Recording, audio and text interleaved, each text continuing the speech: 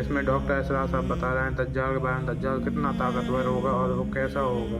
اس کا حلیہ بھی حضور صلی اللہ علیہ وسلم نے احادیث کے اندر بیان کیا۔ دوسری بات یہ ہے کہ اس کے ہاتھ میں قوانین قدرت، گویا کہ تسخیر کائنات، گویا کہ نقطہ عروج کو پہنچ چکی، تمام اختیارات الہی تقریباً اس کے ہاتھ میں آ چکے ہوں۔ جو بڑے سے بڑے معجزے اللہ تعالیٰ نے نبیوں کو دیے ہیں وہ معجزے کر کے دکھائے گا۔ وہ مردہ کو زندہ کرے گا، مردہ لوگوں کی افواہوں کو لے کر آئے گا، ان کی روحوں کو، اگرچہ جھوٹی روحیں ہوں گی، وہ شیاطین جن ہوں گے جو ان کا بھید بدل کر آئیں گے، لیکن یہ کہ وہ لوگوں سے کلام کریں گی۔ یہ اسپرچولیزم جو اپنی انتہا کو پہنچا ہوا ہے یورپ میں اور مغرب میں، یہ در حقیقت اسی کا ایک مظہر ہے۔ وہ کھلے بیابان کو کہے گا جہاں بالکل ٹکیل جو ہے وہ صحرا تھا، وہ لوگ گلزار کر دے گا جب چاہے گا، جب چاہے گا، جہاں چاہے گا بارش برسائے گا۔ فاصلہ اس کے لیے بے معنی ہوگا۔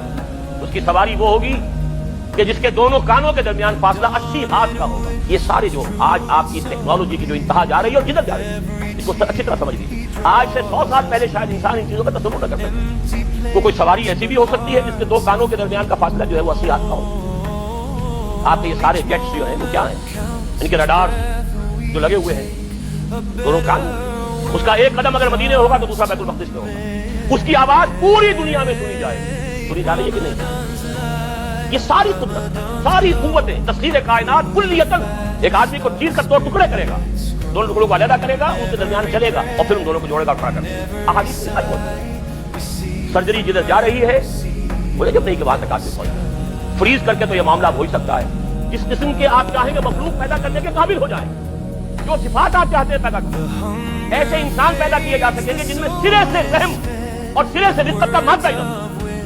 ہیومن روبوٹس جن کو جہاں سے جو حکم ملے گا، جس کو کہا گیا قرآن مجید میں ایسے خلاف اور خلاف لوگ پیدا کر دیے جائیں گے جن کی دلوں میں کچھ رحم نام ہے۔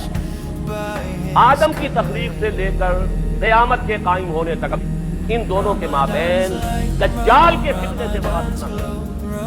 حضور نے فرمایا کہ نوح کے بعد کوئی نبی اللہ کا ایسا نہیں گزرا جس نے اپنی قوم کو، اپنی امت کو دجال کے فتنے سے خبردار نہ کیا ہو۔ تو اے مسلمانوں، میں بھی تمہیں خبردار کرتا ہوں، یہ دجال دو دلیل کرے گا۔